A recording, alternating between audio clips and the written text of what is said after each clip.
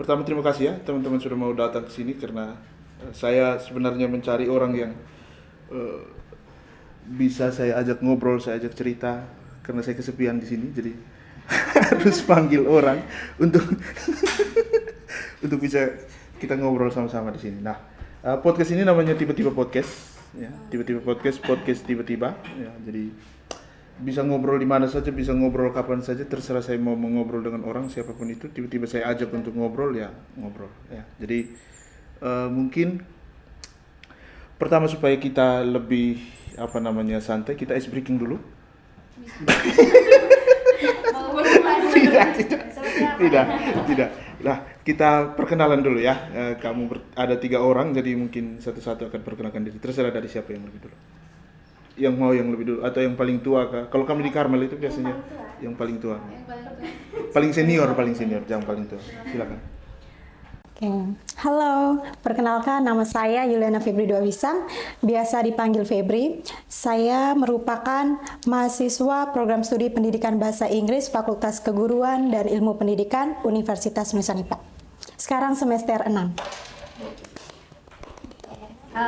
Perkenalkan nama saya Cecilia Selvina, biasa disapa Selvina, bisa juga disapa Vina. Saya dari program studi pendidikan bahasa Inggris, teman sekelasnya Febri, dan juga sama-sama semester 6. Oke. Halo semuanya, perkenalkan nama saya Ian. Kalau nama panjangnya Francisca Orenhieng, semester 6 juga dari Fakultas Keguruan dan Ilmu Pendidikan Universitas Nusa-Nipah, program studi pendidikan bahasa Inggris. Kami bertiga sekelas. Oke. Ya. Berarti panggilan tadi siapa? Saya Ian. Saya Selvina. Ian. Namanya susah. Betul. Ian. Iya betul. IEN. IEN. Ya. Mungkin IYEN. Tidak. Ian. Dulu sebelumnya begitu. Selvina. Selvina. Bisa juga Ya. Vina. Panjang sekali, Mas. Vina. Oh tidak Ina. Atau Nanas. Atau A. Aduh banyak ngeri. Oke, kalau ini Febri. Febri. Iya. Febri. Iya Febri. Oh, oke. Selvina mungkin asal dari mana tadi?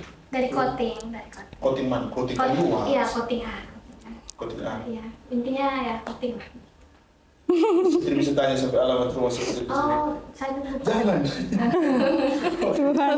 Kalau Ian, Dari Nele Lorang, nama tempatnya tetap Nele juga. Ya. oke. Kalau Febri, Kalau saya dari Maumere, tepatnya di Desa Tilang, Kecamatan Nita. oke. Nah, tilang itu seperti apa sih tilang? Kalau orang tanya ke Febri tentang tilang, itu Febri akan bilang apa tentang tilang? Kalau Desa Tilang itu biasanya dikenal dengan nama wilayahnya, yang dimana kalau tilang tuh ada tilang A, ada tilang B, ada tilang C, tilang D. Sama kayak Koting. Iya. A, B, C, D, E, tidak ada yang. Iya. Kami juga ada nilai A, nilai B. Iya ya. Ya. Oh iya. Jadi kalau pada saat ditanya tilang apa nih? Biasanya dibilang tilang A atau tilang B atau tilang C begitu. Iya. Bukan tilang yang tilang gitu ya. Film polisi. Kalau selfie, sudah tadi? Sudah tadi. Belum. Koting. Coating itu bagaimana Oh, coating? Koting itu entahlah. Sebenarnya Hah? orang Coating itu entahlah. Iya, karena orang biasa lebih kenal Nita dibanding Koting. Kalau saya bilang saya dari Koting, mereka bilang oh Nita. Mungkin orang lebih kenal Nita karena kerajaan Nita kan ada, tapi Koting kan ya mungkin begitulah. Begitulah ini bagaimana? Karena waktu saya tanya bapak, saya bilang Koting tuh bagaimana dulunya itu, katanya karena ada pohon satu namanya itu Koting, terus saya kayak oh ya saya percaya saja. Percaya saja. Berarti Iya. tidak sepenuhnya percaya juga. Iya. Nah, kalau Nele, Kalau Nele, kalau kebetulan desa saya kan desa Nele Lorang, terus tempat saya tinggal juga namanya Nele, jadi merasa kayak benar-benar sentral, posisinya tuh sangat-sangat di pusat begitu. Dan di tempat kami tuh ada Wisma Nasaret Nele juga kan, jadi setiap bulan tuh pas ada pertemuan tuh merasa kayak lingkungan kami tuh selalu dipenuhi sama Berwati begitu. Terus dekat rumah saya juga ada gereja Paroki Roh Kudus Nele. Terus jadi wilayah saya tuh di pusat, emang pusat dari desa Nele Lorang itu sendiri ya. oke. Nele itu logatnya mirip-mirip dengan Sepung Kampung sih. Dari mana ini? Penasaran? Ini ada di ya. Hah? Fraksi ya. Jangan sampai seorang Ada Nele juga. tag-nya. Tidak tahu? Tidak tahu? Saya bukan orang Nele. Masa orang Nele Tapi begini? saya tahu ada imam yang dari sini. Siapa? Pater Buyung kalau tidak salah. Ya, ya yang jadi Fikjen itu. Oke. Iya. Nah, itu perkenalan awal ya. Sekedar saya hanya mau tahu saja apakah kalian mengenal kampung benar-benar atau tidak. Jangan sampai bilang dari sini tapi ternyata tidak kenal. Nah, kuliah ini kalian tinggal di rumah masing-masing atau ada yang ngekos? Saya di rumah. Kalau saya di kos. Oh, Febri yang di kos, Ian sama Selvi di rumah. Nah, oke. Sekarang kita ngobrol tentang kuliah ya. Saya tidak mau lama-lama. Saya hanya mau dengar cerita tentang kuliah sebenarnya ini. Supaya siapa tahu setelah kalian cerita ini ada banyak juga orang yang mengikuti jejak kalian, bukan hanya anak-anak yang tamat SMA, tapi yang sudah tua-tua seperti seumuran Pater Dikwan lah tiba-tiba merasa bisa kuliah juga. Nah, kenapa kalian pilih bahasa Inggris? Bisa satu-satu atau mau ya satu-satu lah. Pasti punya alasan sendiri-sendiri tuh. Kenapa pilih kuliah bahasa Inggris? Padahal itu kan bukan kita punya bahasa, betul? Nah, coba mungkin. Apa ya? Oke, Oke, siap. kalau dari saya sih karena karir ya, karir yang menjanjikan. Karena waktu pertama kali sebelum masuk prodi pendidikan bahasa Inggris itu sempat bicarakan sama orang tua, terus orang tua bilang harus jadi guru. Nah, tapi saya sukanya ngomong pakai bahasa Inggris tapi jangan jadi guru begitu. Nah, tapi karena memang takdirnya sudah di Unipa, akhirnya di situ hanya ada program studi pendidikan bahasa Inggris, fakultasnya keguruan. Nah, jadi disitulah saya punya nasib. Akhirnya saya terus sampai sekarang belajar bahasa Inggris dan saya yakin kalau memang saya punya karir itu di situ. Kalau begitu yang sekarang ini akan jadi guru atau tidak? Sumpah ini pertanyaan yang cukup sulit. Kayaknya lihat saja. Belum pasti. Iya, belum pasti. Tapi memang sekarang kalau untuk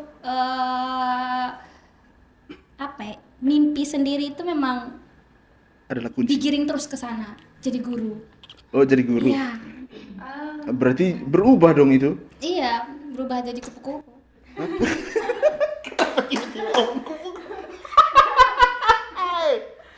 Sorry, saya ketawa betul. Apa sih berubah? Berubah. Ya, Tapi prosesnya. orang tua tidak itu.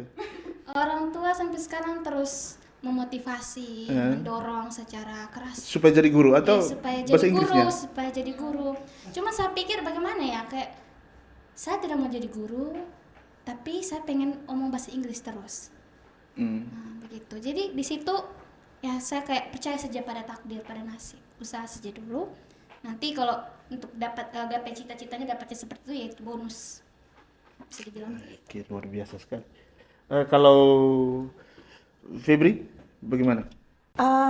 Kenapa saya memberanikan diri untuk memilih program studi pendidikan bahasa Inggris? Sebenarnya itu dari hal-hal sederhana sih. Dari kebiasaan saya yang suka menonton film-film yang berbau bahasa Inggris seperti itu. Dan ada ketertarikan saya kayak ketika saya melihat mereka ngomong bahasa Inggris tuh kayak bagus begitu, kayak ada keunikan tersendiri begitu. Dan saya tertarik sehingga saya memberanikan diri untuk mengambil program studi pendidikan bahasa Inggris dan nantinya akan menjadi seorang guru, dan jika diizinkan Tuhan saya semoga bisa jadi seorang dosen. Amin. Amin, amin. Berarti nanti waktu sudah jadi guru atau jadi dosen, akan ajak anak-anak juga nonton film dulu? Mungkin Seharusnya metode pembelajaran. ya metode pembelajarannya saya akan terapkan atau ice breaking atau segala macamnya. Oke. Jadi kupu-kupu juga. No. Ya, Oke, seperti itu. sejauh ini orang tua aman-aman saja? Ya, orang tua tentunya mendukung dan memberi motivasi juga. Ya. Oke, kalau Ian? Kalau saya sebelumnya sebelum ambil prodi pendidikan bahasa Inggris tuh sebenarnya saya mau ambil kesenian karena saya juga tertarik di bidang seni.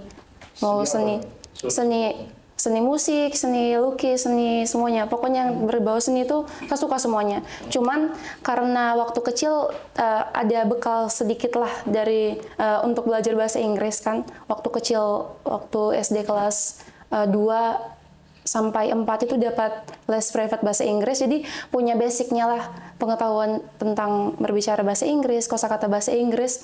Kemudian waktu SMA itu kayak kemampuan berbicaranya itu sudah memudar, menghilang itu kan.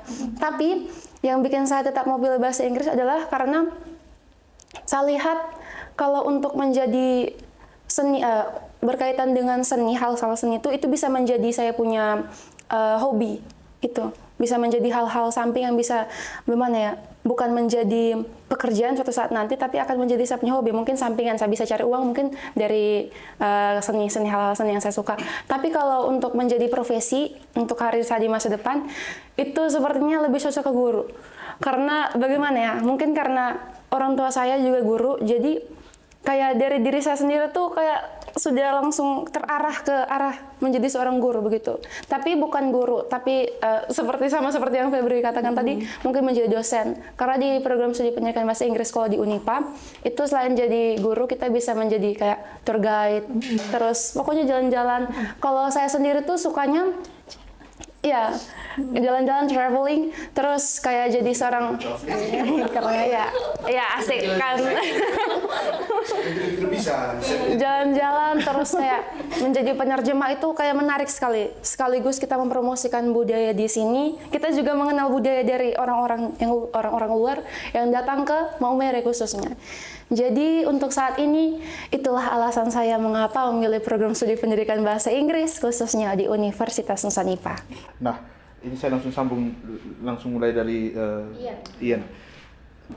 Tadi bilang untuk pengembangan ada banyak hal sekali. Iya, betul. Kayaknya mimpimu banyak sekali. Nah, lalu kenapa harus di Maumere? Kan kalau misalnya, ini saya kasih contoh ya, kalau pergi ke Denpasar kah, ke Surabaya kah, kemana-mana kan, barangkali mungkin jaringan itu akan terbukanya lebih luas, ataukah Ian selama ini merasa bahwa cukup di kota Maumere saja? Oke, jadi kan sekarang kebetulan saya juga baru umur 20 tahun ya, jadi kedepannya juga masih kayak adalah banyak lagi peluang yang bisa saya dapatkan. Nah, kalau menurut orang tua saya, mungkin S1-nya ini saya bisa cari di sini dulu pengalamannya. Jadi saya bisa mengenal perkuliahan itu seperti apa, walaupun butuh waktu ya 4 tahun, mungkin kalau cepat 3,5 tahun begitu. Tapi dalam pikiran saya tuh punya kayak keluarga di sini. Jadi setidaknya saya punya kayak apa yang saya butuh tuh mungkin bisa dipenuhi juga di sini toh. Jadi belum membebankan dari S1-nya begitu. Kan kalau kita S1-nya kalau keluar itu kan banyak sekali kan harus persiapkan tempat tinggal, makan minum semua itu pasti dananya lebih besar. Jadi selain dari segi dananya keuangannya, transportasi juga kan, bensin lagi kalau kita di luar kota lagi, di luar daerah lebih jauh lagi itu kan lebih pengeluaran itu lebih banyak lagi dananya. Jadi untuk S1 di sini. Kemudian kalau mungkin amin kalau masih bisa dilanjutkan pendidikannya ke jenjang berikutnya S2 begitu, saya akan ambilnya di luar gitu. S3 amin kalau bisa juga di luar. Kalau Vina ya? Iya, Vina. Vina tadi, sorry. Kenapa di Maumere saja? Tidak mau keluar? Terus harus keluar. Aduh, saya terjebak pertanyaan sendiri. Maksudnya, kenapa? Menurutmu? Kamu kemudian berpikir bahwa sudahlah, kenapa harus saya keluar? Kalau harus realistisnya ya dekat. Gitu. Tapi kalau jawaban lain ya. Karena memang Unipa punya sesuatu. Ya, Unipa punya sesuatu. Dan ketika saya sudah masuk di program studi pendidikan bahasa Inggris, memang Unipa punya sesuatu begitu. Saya banyak belajar dan hal yang saya temukan itu adalah bahasa Inggris adalah bahasa yang kaya. Ya. Setiap kata dalam bahasa Inggris itu memiliki kekayaannya tersendiri. Ketika kita belajar, setiap katanya kita menjadi dewasa. Nah, di situ. Jadi Unipa punya sesuatu. Jadi dewasa? Iya, jadi dewasa. Iya, kayaknya saya harus kuliah bahasa Inggris. Iya, ayo masuk. Biar sama-sama. Ini bisa jadi adik semesternya kalian ini saja saya ditindas lagi. Tidak ya, tidak ada penindasan. Tidak ada. Wih, cepat Kalau jawabnya. kena tindas mungkin dari saya. Oke, itu saja alasannya. Oke, kalau Febri? Kalau saya pribadi sebenarnya saya ingin keluar. Ya, saya ingin keluar karena dari bangku sekolah itu tidak di kampung terus, tidak pernah keluar lah begitu. Bahkan keluar kota, mungkin keluar wilayah di sini pun saya tidak semuanya saya pergi begitu. Jadi tapi dari orang tua bilangnya harus di Unipa karena lebih dekat dan orang tua itu bisa pantau begitu perkembangannya dan oh ya, orang tuanya sangat strict parents. Oh my God. Iya.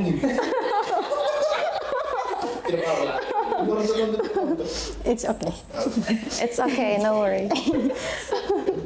Ya, jadi ya karena orang tua bilang mau miris saja dulu untuk S1-nya, mungkin kalau puji Tuhan bisa lanjut ke S2-nya baru keluar kota begitu.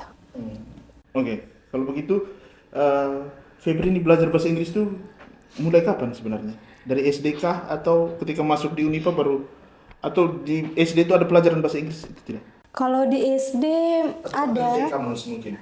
Kalau di TK belum. Kalau di SD itu tuh sebenarnya ada, cuman kayak tidak benar-benar ditekankan untuk belajar begitu. Dan benar-benar mulai belajar bahasa Inggris itu dari SMA kelas 3. SMA kelas 3 semester 2.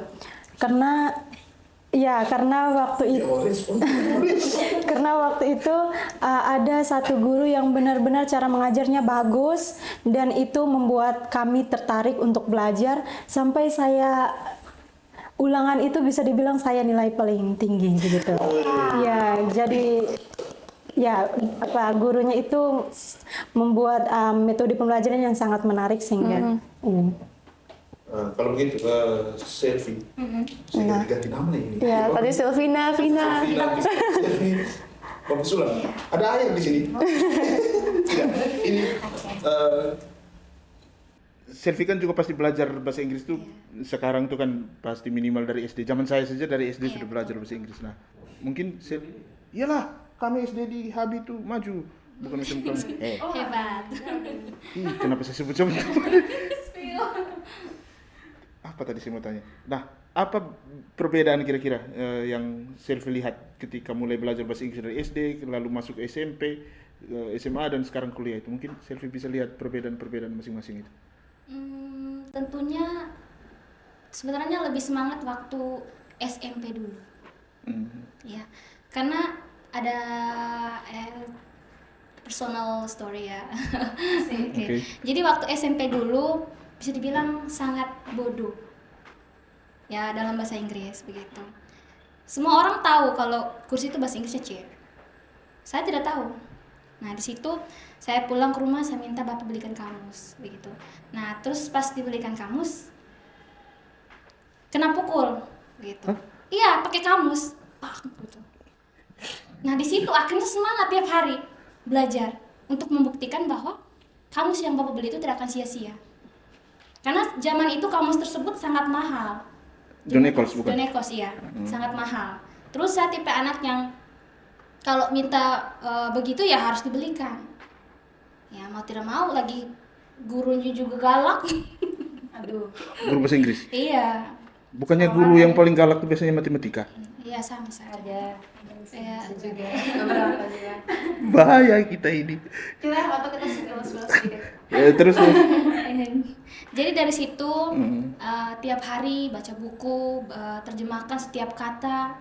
Ya sulit kadang sampai nangis, bahkan bisa dibilang kan saya dari keluarga yang bisa dibilang agak itulah ya, agak kurang tuh akur. Jadi tiap hari tuh selalu ada pressure untuk mengerjakan sesuatu begitu.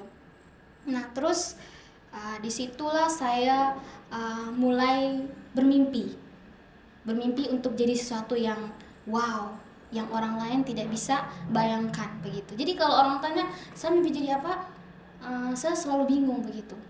Kayak banyak sekali. pengen jadi sesuatu yang bisa dibilang orang lain tidak bisa ekspektasikan, begitu. Intinya saya pengen eksistensi saya sebagai seorang manusia itu dikenali banyak orang dan dihargai, begitu. Oke. Kalau Ian, bagaimana perkembangan pelajaran bahasa Inggrismu? Jadi tadi dua teman kan sudah cerita bagaimana awalnya dihajar dengan kamus, lalu kata-kata dari kamus itu masuk semua ke dalam, itu keluar satu-satu, mulai dari huruf A sampai huruf Z itu masuk satu-satu ke dalam setelah dihajar. Kalau Ian bagaimana proses dari kecil kah, dari apa? Silakan diceritakan. Kalau dari saya, sebelumnya kan ada les privat kan sedikit.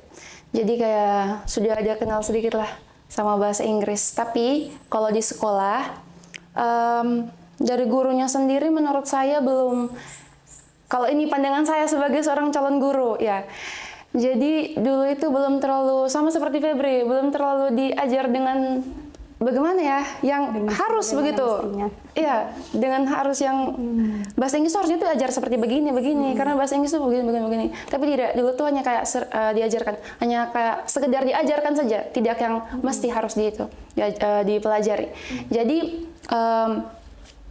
motivasi saya untuk belajar bahasa Inggris waktu itu belum ada sama sekali. Hanya sekedar ikut arus saja waktu itu. Karena memang di sekolah ada mata pelajaran bahasa Inggris, kita belajar. Kemudian karena ada les private bahasa Inggris dari orang tua, jadi mungkin orang tua bisa memprediksikan masa depannya. Mungkin tahu kalau bahasa Inggris itu yang bahasa Inggris, bahasa yang memang seharusnya wajib diketahui ya, karena bahasa yang global, internasional kan. Jadi dipelajari saja sesuai dengan apa yang diinginkan sama orang tua. Itu pun karena terpaksa juga, dorongan dari orang tua. Dulu ya, kan masih kecil, kita juga tidak ada kemauan tersendiri untuk belajar karena memang situasinya kayak ya tidak apalah, tidak masalah juga. Kemudian karena waktu itu lesnya cuma sampai kelas 4, dilanjutkan sama ada suster di Wisma Nasaret, itu juga mengajar bahasa Inggris juga untuk kami, beri les. Kemudian, tapi tidak yang terlalu saya pelajari dengan penuh semangat begitu. Kemudian waktu SMP tidak ada les privat sama sekali, jadi sekolahnya itu toh hanya dari sekolah. Itu pun hanya dipelajari saja. Bahkan kadang ketika saya belajar bahasa Inggris, saya tuh merasa tidak percaya diri ya. Padahal saya dari antara satu teman kelas itu, saya yang punya les privat. Tapi dari diri saya sendiri tidak memiliki kepercayaan diri kalau saya itu bisa berbahasa Inggris. Bahkan satu kali waktu ulangan tuh saya dapat remedial karena nilainya di bawah rata-rata, tidak apa, saya sampaikan saja. Tapi karena mungkin saya yang tidak percaya diri, saya menanyakan lagi ke teman saya yang tidak tahu tentang bahasa Inggris. Jadi lebih hancur lagi. Nilainya tuh lebih jatuh lagi. Dan itu saya menyesal sekali. Jadi mulai saat itu saya merasa kayak, wah gila, ini sebenarnya saya tahu jawaban yang benar, tapi saya ikut teman saya yang saya rasa kayak lebih bisa dari saya. Jadi merasa kayak meng-underestimate diri sendiri. Nah mulai saat itu saya rasa kayak, Ian, kau yang punya pengalaman, kau yang punya pengetahuan, tapi kenapa kau meragukan kau punya diri sendiri? Jadi waktu SMA, sekolah seperti biasa, dapat mata pelajaran bahasa Inggris, belajar seperti biasa, tapi sampai kelas 3 itu kan sudah masa penentuan nih, mau masuk jurusan mana.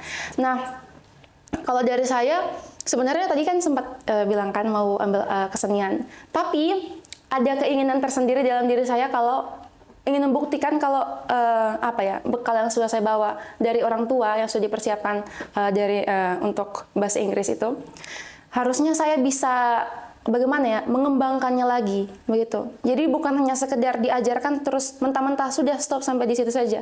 Jadi itulah ada dorongan waktu SMA, waktu mau masuk kuliah, karena sudah dapat pengetahuan ya basic lah bisa dibilang dari bahasa Inggris, jadi diambil saja sampai sekarang belajar terus bahasa Inggris. Dan waktu mau masuk kuliah ini tidak ada lagi les privat, hanya nonton saja sama kayak Febri, nonton kayak konten-konten bahasa Inggris di YouTube, di media sosial.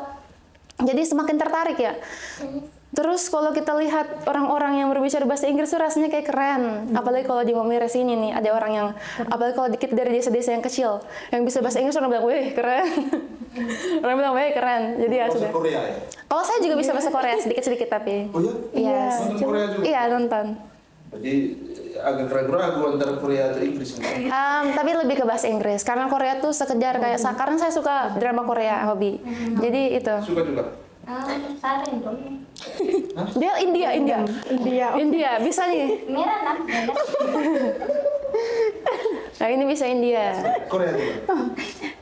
Tidak lebih. Horor. Iya, Jepang. Suka nonton Suka anime. anime. Beda-beda Kalau nih. tidak ada bahasa kayaknya. Iya. Bahasanya. Genre. Bahasanya ada. Lucu Nunu. Apa lagi ya? Waktu kuliah nih ya pas awal masuk itu sebenarnya ada rasa ragu-ragu juga sih sebenarnya bahasa Inggris nih. Dalam pikiran saya, dalam benak saya tuh rasanya kayak kalau masuk program studi pendidikan bahasa Inggris tuh dari A sampai Z, jam pertama sampai jam terakhir pasti bahasa Inggris semua. Ternyata Ya ternyata karena masih baru kayak apa ya, tahap pertama ya, baru masuk begitu, jadi adalah bahasa Indonesia yang digunakan begitu.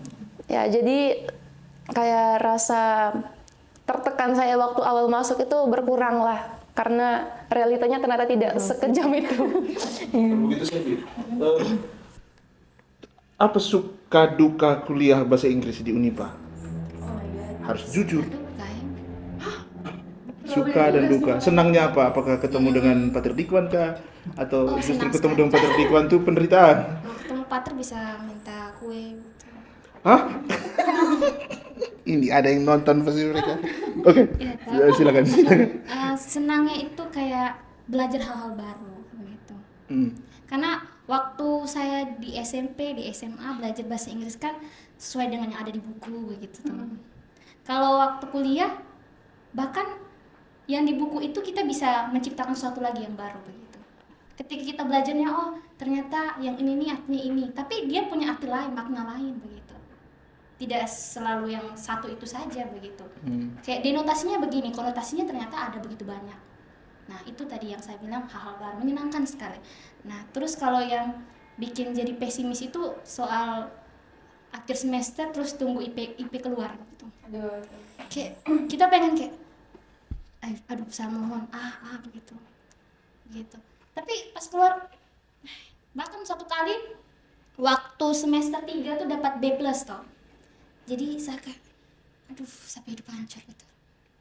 Wih, B+ hidup hancur. Iya, hidup hancur. Maksudnya tidak bisa samakan tuh orang yang sudah Iya. Karena saya rasa kayak bahasa Inggris sampai hidup begitu. Oi. Iya, jadi saya harus dapat A. Tapi dapat B+, nih. B+ nih. Orang bilang Sampai B+ dosennya itu yang kan baik salah. sekali, saya punya biasa saja. Dosennya yang keliru barangkali. Mungkin saya yang bodoh. Dia takut. Ya, tapi itulah segalanya saya jalani dengan baik, tipu sedikit ya, baik gitu. Berarti itu dukanya tuh. Iya, dukanya. Dukanya itu setiap satu akhir pengalaman semester itu. Ya, setiap akhir semester saya akan duduk di kursi nilai kayak gini gemetar gitu. Saya rasa kayak apa akan dapat B lagi gitu. Dan benar. Dan selalu menyakitkan kalau dapat B. Iya, menyakitkan sekali. Apalagi C. Iya, C mungkin Pernah sudah dapat C pingsan. tidak? Belum. Pas ujiannya pas udah tahu dapat nilai kecil tuh saya langsung kayak pulang itu nangis gitu. Oke, kalau Febri, saya itu lupa nama cepat tapi ingat orang punya wajah itu cepat. Harusnya kita pakai nyontek di sini. Tidak, nanti akan ada nama di itu. Oke, siap. Oke. Febri bagaimana? Suka duka belajar di Unipa, belajar bahasa Inggris ya, bukan kamu kan kuliah bahasa Inggris. Kalau suka duka belajar bahasa Inggris tuh, kalau dukanya, kalau kita tidak paham soal grammar, ya itu tuh hancur. Maksudnya kalau grammar itu kan ada struktur kayak cara penulisannya begini.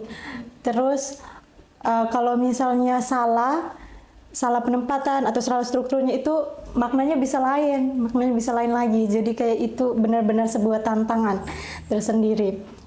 Dan kalau sukanya itu ada teman-teman dan juga dosen-dosen yang benar-benar mensupport di setiap pelajaran itu, benar-benar meskipun kita kayak tidak tahu apa-apa, even grammar pun, tapi mereka tetap support kita, terus support kita kalau pokoknya kita tuh bisa. Jadi mereka tidak pernah yang namanya kayak sedikit kayak apa ya, kata-kata yang mengeluarkan yang bikin kita sakit hati, tidak, benar-benar yang kayak pengertian lah begitu. Menyenangkan sekali. Ya, menyenangkan. Dan setiap dosen punya metodenya sendiri untuk mengajar. Jadi tidak boring lah, tidak membosankan. Jadi belajar bahasa Inggris itu menyenangkan, begitu. Dan menyenangkannya lagi, dalam kelas itu semua mahasiswa itu harus bisa ngomong begitu. Pokoknya diberikan kesempatan. Jadi tidak merasa kayak oh cuma dia yang ngomong tapi saya tidak begitu. Tapi semuanya diberi kesempatan untuk bisa berbicara, begitu. Oke, kalau Ian Apa sudah suka juga? duka tadi? Oh ya, suka juga. Atau tidak ada suka? Ada, pasti ada. Aduh, kalau flat tidak apa ya? Tidak bagus. Jadi kalau saya sukanya itu banyak ya. Kalau dalam bahasa Inggris tuh kenal dosen yang baik, kenal teman-teman yang betul-betul heboh dan sangat-sangat luar biasa. Apalagi ada kakak Romo, ada kakak suster di kelas kan. Jadi tambah syahdu lagi ya atmosfernya. Terus kalau untuk sukanya selain dari itu, sukanya itu kenal budaya ya. Satu, orangnya suka kenal hal-hal yang baru begitu. Apalagi bahasa budaya itu, karena waktu SMA juga saya kelas bahasa budaya. Jadi hal-hal yang berkaitan dengan budaya, bahasa tuh rasanya kayak hal yang keren gitu kan. Kayak patut untuk dipelajari begitu. Terus kalau untuk dukanya mungkin sama kayak Vina tadi. Kalau dapat nilai yang tidak memuaskan padahal effort kita sudah sangat luar biasa, itu rasanya kayak mungkin ini semua mahasiswa pasti dapat juga gitu. Kayak kalau nilainya tidak sesuai ekspektasi itu rasanya kayak dunia nih kayak mau roboh. Mau hancur saja. Nilai itu penting. Oh, kakak Romo beda level. Ini bergantung pada Tuhan. Udah level berapa ya? Dia C juga bersyukur pasti. Aduh, maksudnya kalau kakak Romo beda lagi. Kakak Romo kan sudah S2. Tujuan. Beda tujuan hidup. Ya, kalau kami kan masih merintis. Ya, kalau kakak Romo sudah gitu. Jadi ketika Bahasa Inggris masih. jadi maksudnya kalau Kak Romo menghadapi hal seperti begini kan pasti sudah pernah kan, sering pasti. Tapi kalau kami ini ya baru-baru begini kan. Nilai yang tidak sesuai dengan apa yang sudah kami usahakan itu kayak tidak. Iya, pikiran sekali. Apalagi kalau apalagi kalau kita tahu bahwa kita punya effort mungkin sama tapi hasilnya itu beda. Itu kayak menyakitkan. Itu setnya di situ. Terus apa lagi itu? Buruk, satu lagi apa? Suka duka. Suka juga. Kalau dukanya itu selain yang tadi, apa lagi ya? Mungkin kalau hal yang kita perjuangkan tapi tidak didukung sama orang tua selalu dukung. Kalau tidak didukung sama kampus atau apa begitu yang mungkin saya merasa kayak tidak ini juga. Tapi ya puji Tuhan waktu itu saya usahakan dengan baik jadi suka deh. Bukan duka lagi. Oke, dari cerita-cerita kalian ini, rupanya kalian sangat mencintai bahasa Inggris ya? Iya. Iya kan? Sangat mencintai bahasa Inggris. Luar biasa sekali. Nah, sebenarnya bahasa Inggris itu menurut kalian ya, bertiga bisa punya jawaban masing-masing atau misalnya salah satu mau jawab, terserah. Menurut kalian bahasa Inggris itu penting sekali kah grammar itu? Atau sudahlah yang penting bisa speaking dengan orang ya, dia mengerti, saya mengerti, kan ini bahasa soal saya bicara dan kau paham, kau bicara saya paham, selesai masalah. Ataukah grammar itu penting sekali? Kira-kira siapa yang mau jawab? Siapa bahas tentang grammar? Terserah, bertiga punya jawaban sendiri-sendiri juga boleh, silakan. Oke. Sebenarnya ada dua ya. Yang pertama, kalau dari segi kita kan ingin menjadi guru misalnya. Nah, mau menjadi guru berarti tentunya grammar itu sangat penting dalam dunia pendidikan. Kita mengajar anak-anak itu kan tidak boleh salah grammarnya. Pasti mereka juga akan ikut mentah-mentah, mereka juga bisa salah. Jadi sangat penting. Dan yang kedua, kalau untuk berkomunikasi sehari-hari, sebenarnya menurut saya itu misalnya kalau lawan bicaranya mengerti, tidak begitu harus memperhatikan grammar juga sih, karena kalau misalnya lawan bicaranya paham apa yang kita bicara, ya tidak masalah. Intinya saling memahami kalau dalam berbicara sehari-hari, seperti itu. Oke, berikutnya siapa? Sabar. Oh ya, tadi yang kedua tidak, maksudnya mau nyambung dari yang Febri bilang tadi. Kalau yang poin kedua yang apa, waktu saling memahami begitu kan. Nah, kalau yang dari saya pelajar itu, kita tuh juga harus belajar memahami juga dari konteks kan. Jadi kalau contohnya kita cuman dari kayak teks begitu kan, apalagi kita yang belajar bahasannya, jadi kayak ada bagaimana? Karena kita sudah belajar bahasa sudah berapa lama nih dari SD, tapi kalau lebihnya kan di kuliah itu kalau ada salah penempatan posisi itu sudah sangat-sangat mengganjal di kami di pendidikan, apalagi kalau mahasiswa ya. Jadi contohnya kalau kurang kalau salah was were atau salah apa ya, to be, to do, verb segala macam itu, kalau sudah penempatannya juga salah, ini juga salah, kami yang belajar bahasa Inggris jadinya tuh kayak terusik begitu kan, dia enak melihatnya. Nah jadi sama halnya juga kalau dengan poin kedua yang Ferry bilang terkait apa ya, saling memahami. Nah kalau contohnya kalau kamu berkomunikasi lewat teks begitu ya, tapi kalau dalam tulisan teksnya itu kamu tidak tahu waktu itu kapan, waktu pagi, kah siang, kah sore, atau waktunya kemarin, hari ini, masa depan, itu kan kita tidak tahu, tidak paham kan. Jadi butuh konteks juga. Apalagi kita yang belajar bahasa Inggris nih pasti diharapkan begitu kan. Jadi ya begitulah. Begitulah. Iya begitu. Masuk konteks apalagi. Iya. Kalau di teks itu tidak ada beri punctuation Iya. gitu. Nah itu dia. Makanya penting sekali. Sangat penting. Kalau saya langsung kena di pengalaman nih. Ya. Jadi waktu itu pakai aplikasi Snapchat untuk chat orang-orang luar negeri. Nah, jadi waktu itu kan masih dengan grammar yang supaya acak-acakan begitu kacau balau. Terus pas saya chat salah satu teman di Snapchat, dia kirim VN terus tertawa begitu. Hahaha. Terus saya kenapa? Bukan begitu caranya. Susunannya itu salah. Jadi malu sendiri toh. Jadi mau tidak mau ya grammar itu penting. Ya untuk harga diri. Grammarnya penting untuk harga diri. Iya. Semangat harga diri dong. Saya baru tahu juga ada orang belajar grammar untuk harga diri. Tidak, itu sesuatu yang baik juga. Iya, daripada diketawain mending belajar begitu. Masa kita mau kesana-sana sini terus kita bilang grammar yang kurang apa begitu kan kayak malu juga. Ya, makanya jumpalah saya dengan program studi pendidikan bahasa Inggris di Unipa. Biasa. Sudah? Sudah. Oke. Sudah. Cukup sudah kan? Belum. Masih banyak nih. Masih. Kita ngobrol masih beberapa menit nih. 40 menitan. Tidak sadar ya? Sudah 40 menit. Ya, karena asik. Iya, sampai tidak lapar. Belum apa-apa. Kita bisa 2 jam ini. Nah, sekarang tadi itu saya sudah lihat bagaimana kalian sangat mencintai bahasa Inggris, mengurus grammar dengan baik, tapi ada kepentingan lain, misalnya menjaga harga diri dan sebagainya. Supaya tidak dipermalukan. Itu jadi thumbnail. Belajar grammar untuk Harga diri. Bagus tuh. bisa juga. Tarik untuk nonton. Tapi tergantung kalau dosen kalian marah kan bahaya. Nah, saya mau tanya soal apa namanya tadi yang kita cerita sebelum kita mulai video ini itu adalah soal pertukaran mahasiswa ya, pertukaran Mahasiswa. atau pelajar mahasiswa ya. Pelajar. Student apa? Saya takut terbelit jadi saya tidak bisa ngomong. Saya takut terbelit daripada itu bahasa Maumere-nya apa ya? Coba, ini tidak tahu bahasa Maumere-nya. Pertukaran mahasiswa, bahasa Sikanya apa?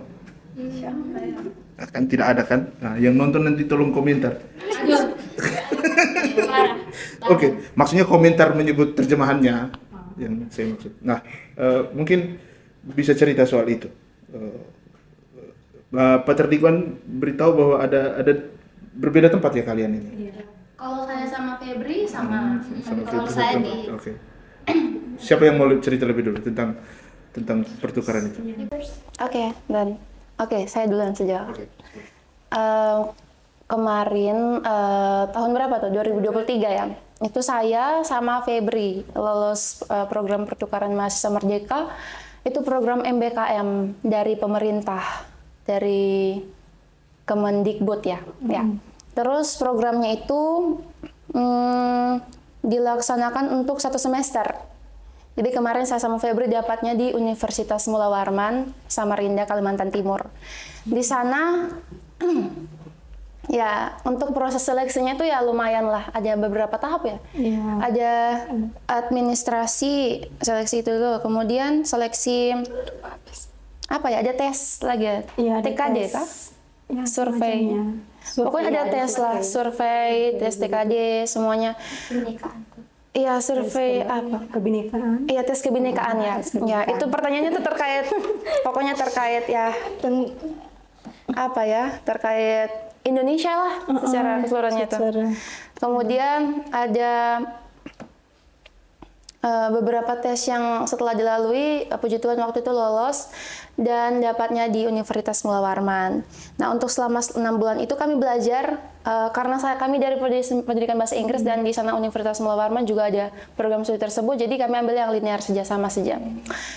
Untuk selama 1 semester itu kami mengenal budaya, terus ketemu orang-orang baru. Jadi waktu kami datang tuh benar-benar hal yang baru gitu. Karena untuk sebelumnya saya tidak pernah ikut program seperti begini. Tapi waktu masuk kuliah dapat kesempatan begini ya saya maksimalkan dengan baik dong. Waktu itu ketika bertemu dengan teman-teman yang berbeda sekali sifatnya, kemudian mukanya, tingkahnya itu benar-benar berbeda sekali. Latar belakang Ya. budaya. Iya. Karena memang ya, kalau kita waktu itu pertukaran tuh benar-benar budaya yang semua dari Indonesia ini benar-benar ada di satu tempat gitu. Mau dari Aceh, Sulawesi, Sumatera, Kalimantan, Maluku, semuanya tuh ada di situ. Jadi waktu kamu belajar di universitas, kamu juga belajar budaya juga. Karena selain dari kami belajar di universitas, kami ada namanya festival budaya. Nah, di festival budaya itu benar-benar semua kayak budaya, pakaian adat, tarian, semuanya tuh ditampilkan. Jadi sekaligus kami benar-benar mengenal begitu budaya dari teman-teman yang lain. Kemudian puji Tuhan waktu itu saya dan Febri dapat teman-teman yang benar-benar baik begitu ya. Benar-benar mereka menerima sekali. Terus tidak ada yang namanya dibiarkan tertinggal begitu Kak. Jadi benar-benar menyatu ya.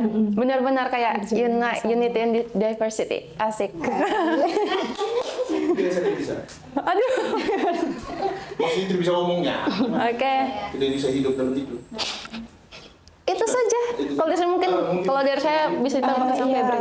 betul seperti yang sudah Ian jelaskan tadi. Puji Tuhan saya juga lolos waktu itu di Universitas Mula Warman, Kalimantan Timur. Dan seperti yang Ian katakan ada berkaitan dengan budaya-budaya itu ada satu itu namanya kegiatan modul Nusantara yang dimana itu setelah hari Senin sampai hari Jumat kami berkuliah, hari Sabtu atau tidak hari Minggunya kami mengikuti kegiatan tersebut. Kami mengunjungi museum, kemudian tempat sanggar dan kemudian ke IKN. Ya, IKN betul. IKN ya, kami ke IKN juga. Itu semuanya dibiayai berkesempatan. semua. Ya, dan semuanya dibiayai penuh oleh Pemerintah. Seperti itu. Berarti itu kesana tuh bukan hanya soal belajar bahasa ya, jadi ada. Iya, belajar budaya juga. Dan Tapi dalam bahasa Inggris atau tidak dalam bahasa Indonesia. Bahasa Indonesia. sebenarnya. Tapi kalau kami kuliah pasti pakai bahasa Inggris. Iya, gitu. karena dari berbagai wilayah itu ada dari mahasiswa yang fakultas atau program studinya beda-beda, tidak bahasa Inggris. Bukan cuma bahasa Inggris saja. Iya, betul. Terbuka untuk Ya, semuanya. terbuka untuk semuanya begitu. Tapi kalau ada yang tidak, gimana ya? Jadi sistemnya tuh kalau memang program studinya tidak ada di kampus tersebut, bisa ambil yang program studi yang punya mata kuliah yang sama atau mirip begitu. Contohnya waktu kemarin semester 3 itu kan waktu itu kami dapatnya semester 3 ya. Dan tidak ada mata kuliah ada di semester 3 jadi. mata kuliah apa ya waktu itu? School based management di semester 3. Jadi adanya tuh di semester 5. Nah, jadi kebetulan di PGSD jadi kebetulan di PGSD waktu itu ada PGSD di Unmul, Universitas Mula Warman, ada mata kuliah tersebut. Nah, jadi kami boleh ambilnya tuh yang lewat semester. Jadi kami walaupun kami semester 3, kami bisa ambil mata kuliah di semester 5. Yang penting sesuai dengan mata kuliah yang sudah kami konversi dari Universitas Nusanipa. Ya, pokoknya ambil yang sesuai saja. Mau semester berapapun itu bisa diambil. Ya. Oke. Kalau Selvi, kamu kan sendirian. Bagaimana ceritamu? Iya, Justru karena sendirian itu jadinya agak rumit juga ya. Ya, karena sebenarnya satu ikut pertukaran mahasiswa itu karena saya suka hal-hal yang berbau gratis. Oke, Iya, terus. betul. Naik pesawat gratis. Tapi itu bukan pertama kali naik pesawat tuh. Pertama kali loh. Aduh. Jadi sampai tersesat. Tunggu di mana ini? Tapi syukur seanak manja jadi temani bapak. Asik. Bapak bilang, saya temani kau saja ya. Soalnya kau nikah nanti ila-ala sembarang saja itu. Jadi saya kayak, oh oke. Tapi ujung-ujungnya bapak yang mengalir uang habis. Tapi biar sudah ya. Nah, ikut pertukaran pelajar di sini tuh menjadi suatu kesempatan dan juga tantangan yang sangat besar untuk saya. Tapi kemana dulu? Tadi kita belum. Ke Sumatera Utara, Kota Medan. Ya, ketemu orang Batak nih, orang keras. Di kampus Kampus Universitas Prima Indonesia. apa? Universitas Prima Indonesia. Prima. Betul. Nah, itu pertama waktu mendaftar itu kan dikasih sekitar 5 opsi untuk universitas tujuan. 5 atau 7? 7 opsi. Terus kalau tidak salah mungkin Universitas Prima Indonesia tuh jadi opsi terakhir. Karena satu kayak pengen ke Jakarta. Saya belum pernah di Jakarta begitu. Ya realistis saja toh. Tapi akhirnya dapat di Medan. Cuman ya intinya lolos begitu. Nah, terus pas di Medan, selama di Medan itu begitu banyak sekali yang saya explore, khususnya karakter orang Batak itu kan keras toh. Tambah lagi dengan saya, orang NTT versus orang Batak. Wish. Keras sama-sama. Kompak. Iya. Bisa jadi komplotan. Akhirnya yang saya bawa pulang dari Medan itu logatnya gitu. Banyak kali kau yang cakap kau tuh ya. Saya belajar budayanya. Sehebat itu loh. Terus tiap minggu juga ada apa namanya? Kita modul Nusantara, traveling, kita makan ya. Ya makan nomor Intinya 1. makan BPK berarti makan bukan. gratis. Suka kuliner. Cocok kita. Ya walaupun kalau masak selalu gosong. Suka kuliner. Makan makanannya yang pedas kadang sakit perut juga sih. Tapi itu namanya belajar kebudayaan orang ya, kita harus mampu begitu. Oke, harus ada keinginan untuk mencoba hal baru. Kalau memang tidak bisa ya sudah, tapi setidaknya kita sudah mencoba, itu jadi pengalaman yang baru begitu. Terus senangnya juga kita kuliah dibiayai begitu. Orang lain kalau baru masuk kampus, baru masuk kuliah itu kan masih dengan regis segala macam. Kalau kita tidak langsung kuliah begitu. Cuman memang susahnya itu ya adaptasi karena pasti ada orang-orang yang kayak punya stereotype ya, kalau misalnya orang-orang NTT itu begini begitu pasti ada. Nah, tapi di situ kehadiran saya di situ mengubah pikiran orang begitu. Kayak oh ternyata tidak semua orang NTT itu keras. Begitu. Ada yang lembut, ada yang mampu berbaur. Cuman kalau untuk saya sendiri tuh berbaur tuh agak sedikit susah. Karena saya tipe orang yang antisosial begitu. Iya, antisosial. Karena saya berada di lingkungan yang bisa dibilang waktu di sini tuh berada di lingkungan di mana orang-orang tuh kayak punya point of view-nya yang cukup kurang baik begitu, yang kurang baik. Nah di situ jadi agak susah begitu, lagi seorang yang mageran. Tahu-tahu, bangun pagi modul Nusantara. Waduh, bangun pagi jam 4 mandi berapa puluh orang tuh. Itu kayak jadi Tinggal di kos atau di asrama? tinggal di asrama. Ya. Jadi bangun pagi jam 4, satu orang mandi, satu lagi yang tidur sudah mandi terakhir. Saya pikir yang tidur tidak mandi terus langsung bangun masuk mungkin lagi. ya. Ada yang buru-buru. Pokoknya ketika ikut pertukaran pelajar tuh saya banyak sekali belajar. Apalagi pernah kena marah gara-gara kurang kerjasamanya kurang kolaboratif saat ada kegiatan begini-begini. Pernah sekali kena marah. Tapi di situ saya belajar, oh ternyata menjadi orang yang antisosial itu tidak enak. Gitu. Jadi ikut pertukaran pelajar itu memberikan saya banyak benefit. Salah satunya itu adalah bikin saya menjadi seorang yang open minded. Ya, harus terbuka begitu. Pesan dari salah satu dosen waktu saya ikut modul Sentara, dosen modul Sentara itu bilang, kamu harus bisa terbuka, kamu harus bisa berbaur. Di situ saya nangis, kayak aduh, saya Kenapa bisa tidak nangis?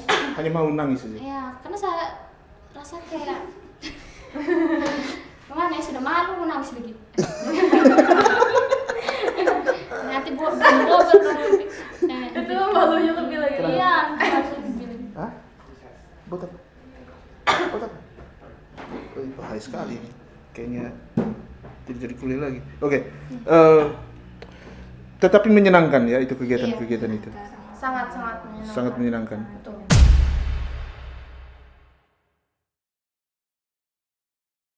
Oke, itu tentang kuliah bahasa Inggris dan sebagainya. Ini kita ngobrol sejam ini tentang itu.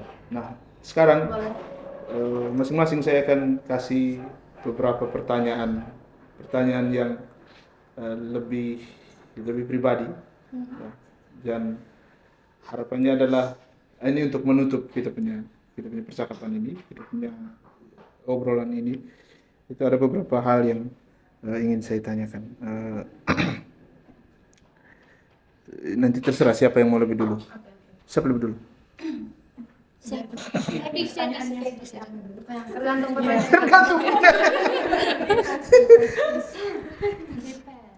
Oke. Apa momen terbaik dalam hidupmu? Ini tidak ada kaitan dengan bahasa Inggris ya. Apa momen terbaik dalam hidupmu yang apa namanya tidak akan pernah kamu lupa, mulai dari kamu kecil sampai sekarang itu? Apa momen terbaik dalam hidupmu? Terlalu banyak hal yang terjadi dalam hidup. Jangan tanya kami, kita. Ayo. Sabar berpikir. Oke. Momen terbaik.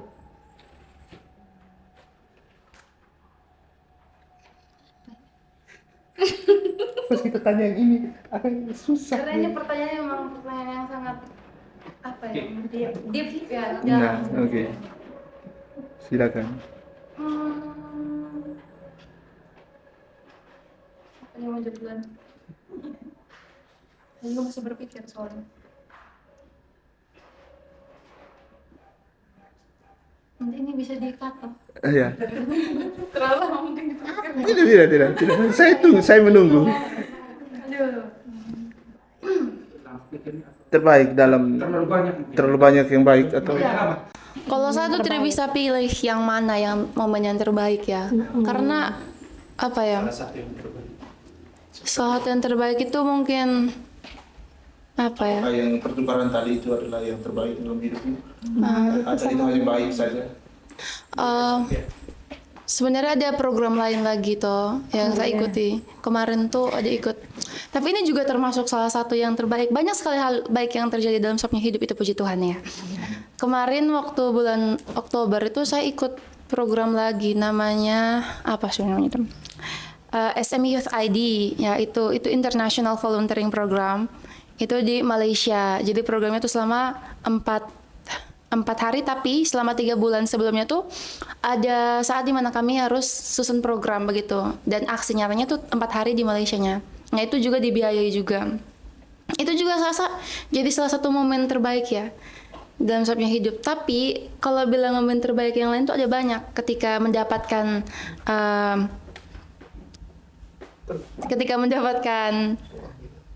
beasiswa, belum dapat beasiswa ya.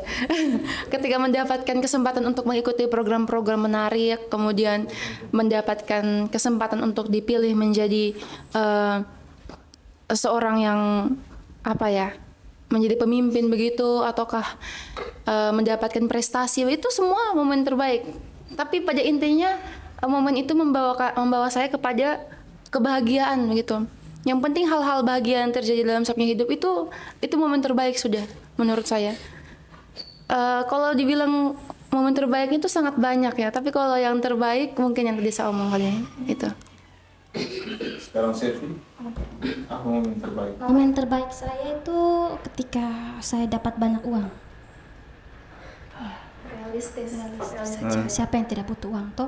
Tapi bukan bisa dapat banyak uang dalam artian itu dikasih orang tua, tapi karena diri sendiri. Begitu.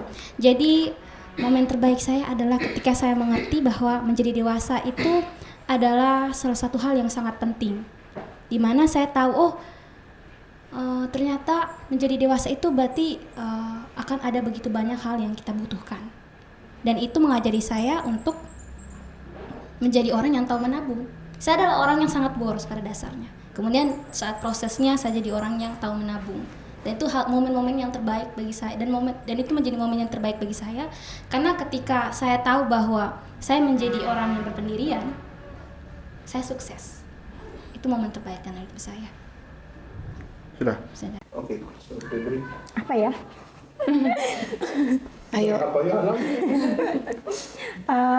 Momen terbaik dalam hidup saya.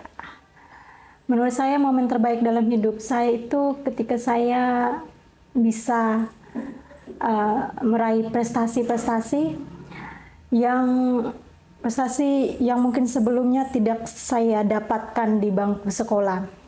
Ya seperti yang saya katakan tadi, bisa mengikuti program pertukaran mahasiswa merdeka keluar kota, yang dimana sebelumnya saya tidak pernah keluar, dan itu adalah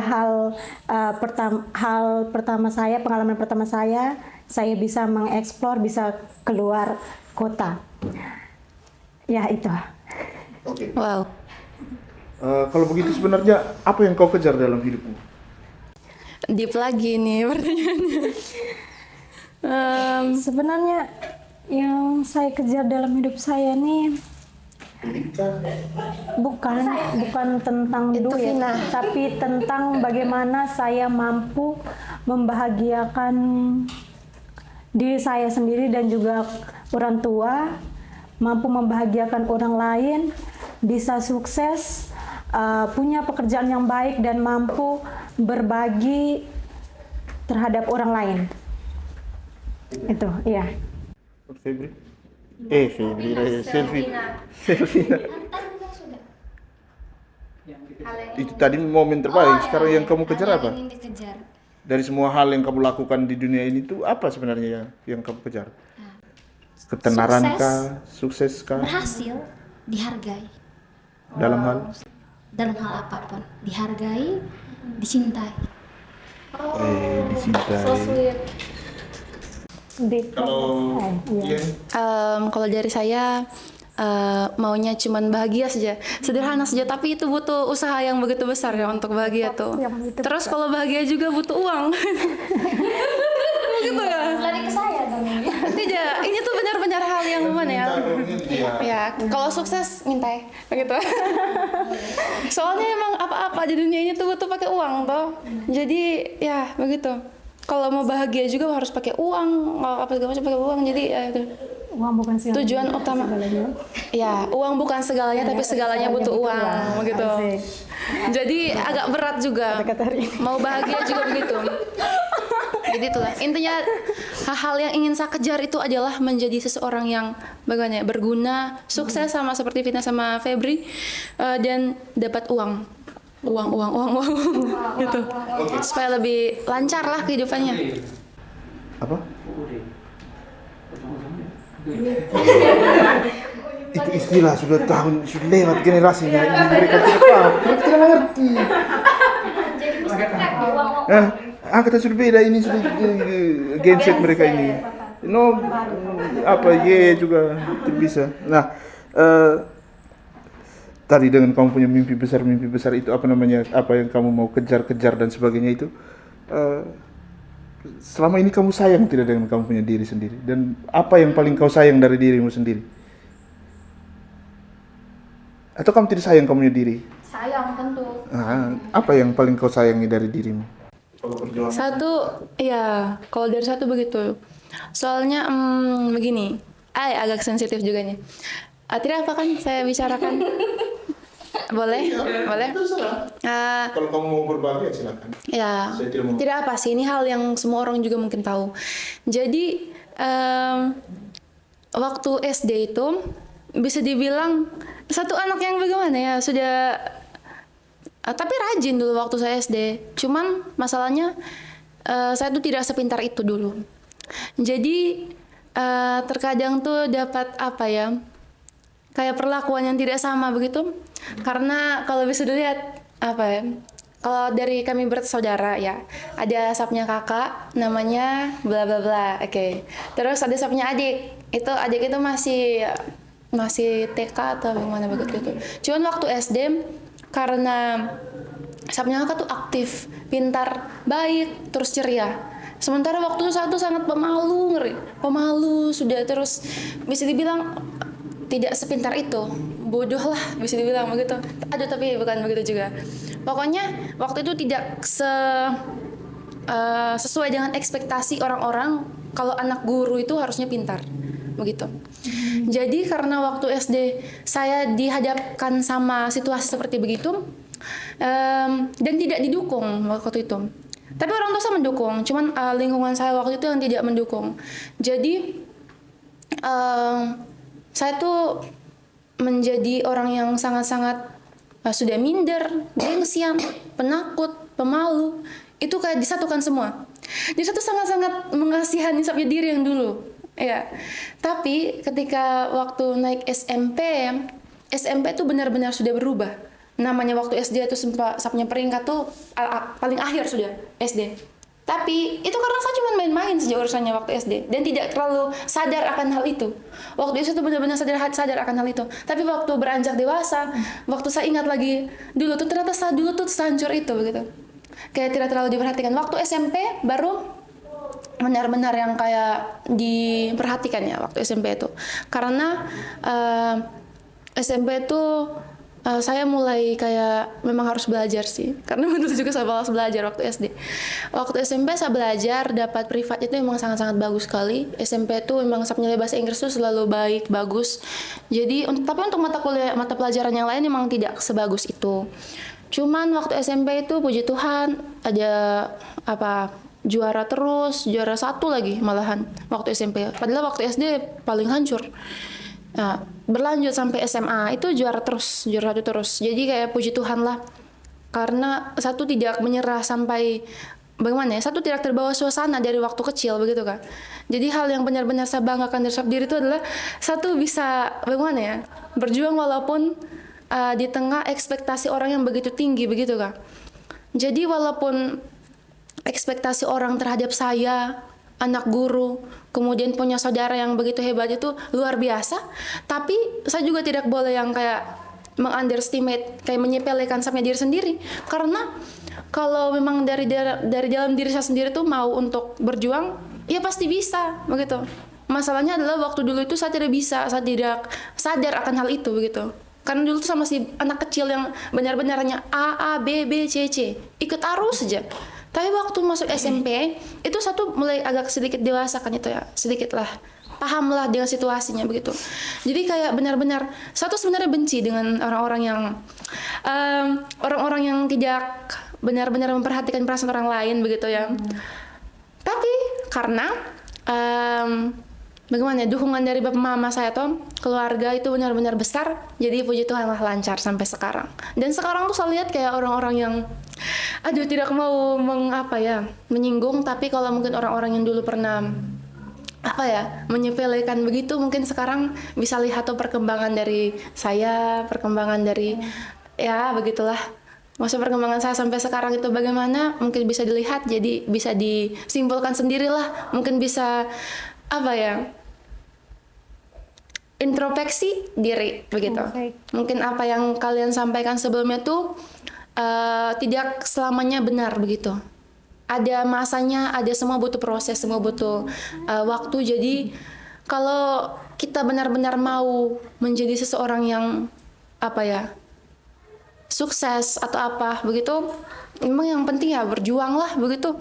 Kalau waktu dulu kan mungkin saya masih yang kayak anak-anak yang tidak terlalu mementingkan hal itu. Jadi saat ini saya sudah begini, jadi sudah lebih baik lah menurut saya. Jadi hal yang saya sayangi itu adalah diri saya benar-benar mau untuk berjuang, itu benar-benar saya sayangi sampai diri yang itu.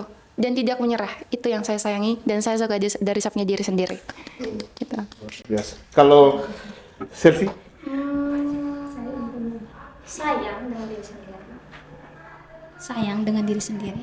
Apa yang paling kau sayangi dari dirimu? Masih bisa bertahan gitu. Karena saya pernah kehilangan harapan di mana saya pikir bahwa oh ternyata lebih baik itu tidak terlahir. Kayak tidak ada cahaya sama sekali. Dalam perjalanan juga kayak kekurangan arahan begitu. Seperti saya tuh rusa yang hilang begitu di tengah hutan. Yang berusaha untuk cari air sumber kehidupan. Begitu.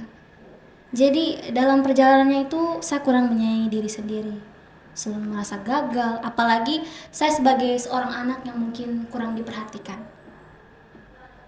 Ketika saya punya banyak hal untuk dikerjakan, kayak dukungan dari orang terdekat sendiri saja kurang gitu. Saya selalu mengerjakannya sendiri, saya jadi pribadi yang mandiri.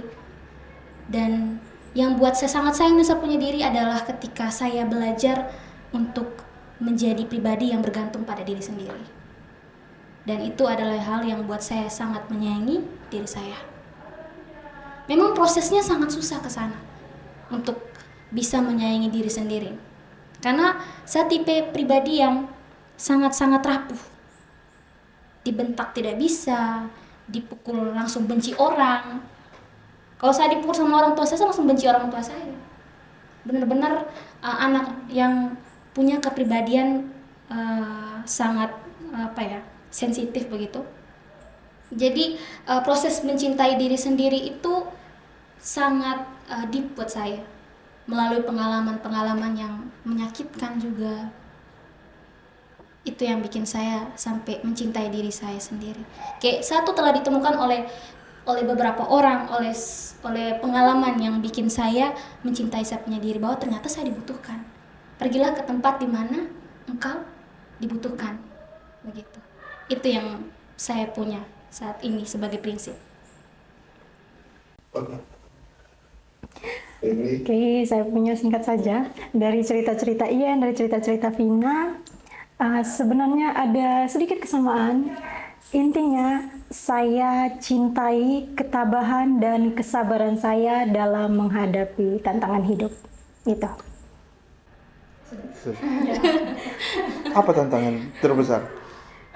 Kamu memancing sih, saya tanya lagi. Iya nih. Kalau mau cerita, kalau tidak mau tidak apa-apa. Tidak bisa? Tidak? Oke, saya tidak paksa. Oke, terima kasih. Nah, masih ada beberapa pertanyaan tapi di bagian terakhir ini mungkin saya minta teman-teman masing-masing untuk menyampaikan pesan untuk penonton atau ajakan untuk masuk ke kampus kalian atau belajar bahasa Inggris, untuk mengatakan bahwa bahasa Inggris itu pentingkah, bagaimana. Silakan masing-masing punya pesan-pesan, bukan pesan terakhir. Kalau pesan terakhir kan masih kata-kata penutup, kata-kata penutup lah sebelum kita menutup obrolan kita ini. Silakan, siapa yang mau lebih dulu? Atau mau bahasa Inggris juga, atau ada yang mau bahasa Inggris kah, ada yang mau bahasa Indonesia, terserah. Tipis-tipis agak tidak kelihatan.